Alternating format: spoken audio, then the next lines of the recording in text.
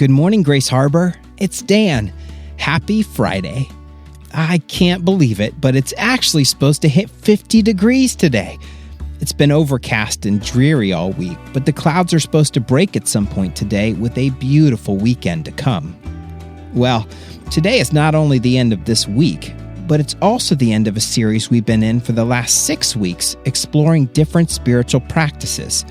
These practices help us grow closer to God and grow in our awareness of God. What I mean by that is, when we do these things, they can help us recognize that God is with us and active in our lives and in the world. And of course, when we see God active in the world, it can also help us see how we can jump in to love and serve others as well. The 6 practices we looked at were prayer, reading the Bible, silence, fasting, Sabbath, and service. You may have joined the podcast somewhere along the way or missed some episodes here and there, and that's okay. I'll do a quick recap. Prayer is a way of talking with God and not just to God.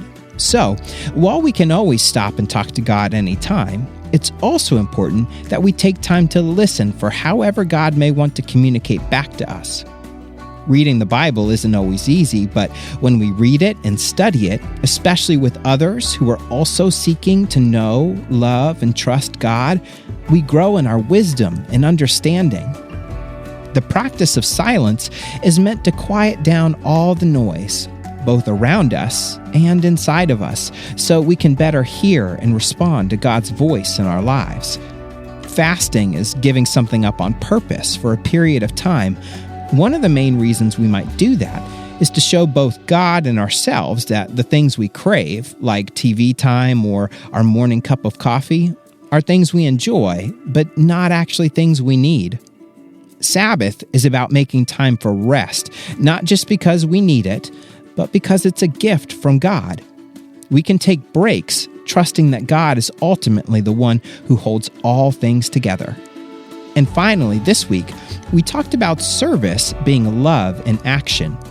We can bless other people by being kind and doing things to help them. We also saw that when we let other people help us, that can be a blessing too. As we usually do on Fridays, I have some reflection questions that will help us look back and lock in some of the things we've experienced and learned. If you have time to think about them and answer them now, great. You can also pause the podcast and pick back up tonight if that works better. I'll be here when you get back.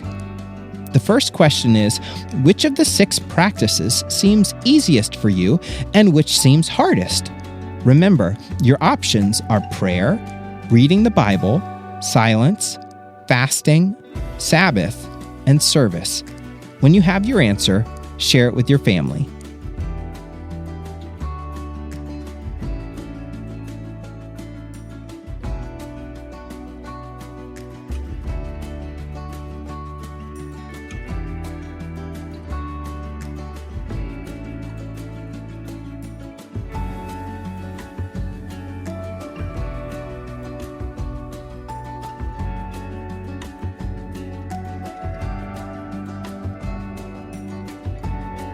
For me, the easiest is definitely reading the Bible. I love looking at the stories, and I've found that pretty much all parts of the Bible, the easier parts and the more challenging parts, all offer me more to learn, think about, and apply. The hardest for me is probably silence. Now, I don't always like fasting, but I can do it. Silence, on the other hand, is a real challenge, as my life is normally full of noise. Our second question is, was there anything you learned or anything someone said during your family discussions that stuck with you from the last 6 weeks? Did you love seeing the deep field space image? Did we talk about something familiar like prayer or reading the Bible, but in a way you'd never thought of before? Or did someone have a really thoughtful answer or impactful story that they shared? Go ahead and share your answer now.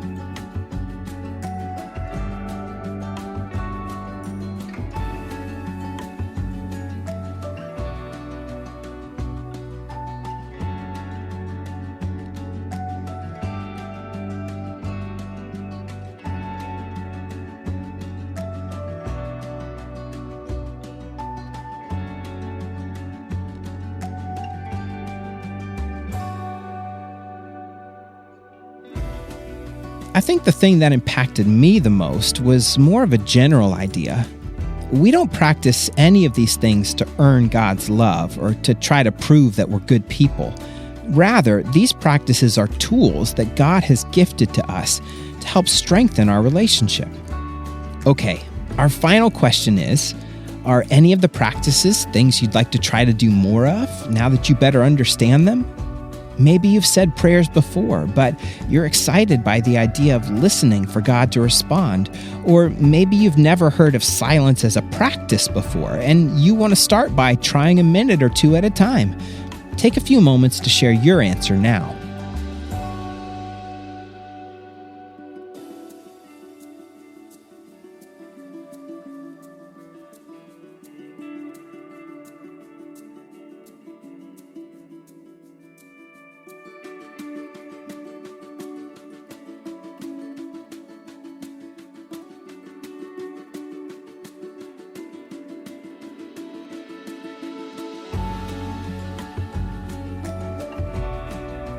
I think my answer is probably fasting. We began the season of Lent on Wednesday, and it's traditional to give up something for that season until Easter. In the past, I've given up things like coffee or dessert and either hated every minute of it or ended up sneaking some, mostly because I didn't really understand what fasting was really all about and was relying on willpower alone. This year, I think it's going to be a much different and better experience because I get it more thanks to our time exploring it together. Now, not everyone gives up something for Lent, so please don't feel like you need to. If you want to, that's great, but it's certainly not required. And if you want to start small, maybe by giving up TV time once or twice per week rather than every day, that's still a big step. Another option some people choose is, instead of giving something up, they add a spiritual practice. So if your answer was one of the other ones besides fasting, you could make that the practice you focus on this Lent. Okay, let's wrap this all up with a prayer. If you want to, you can close your eyes and fold your hands. Dear God, we thank you that you've given us ways to look for you, listen for you, and connect with you. You haven't given us spiritual practices as homework to fill our time or prove ourselves, but you've given them to us because you love us. May we take advantage of these practices because we love you too. Amen. Okay, Grace Harbor, have a great weekend, and I can't wait to jump into something new with you on Monday.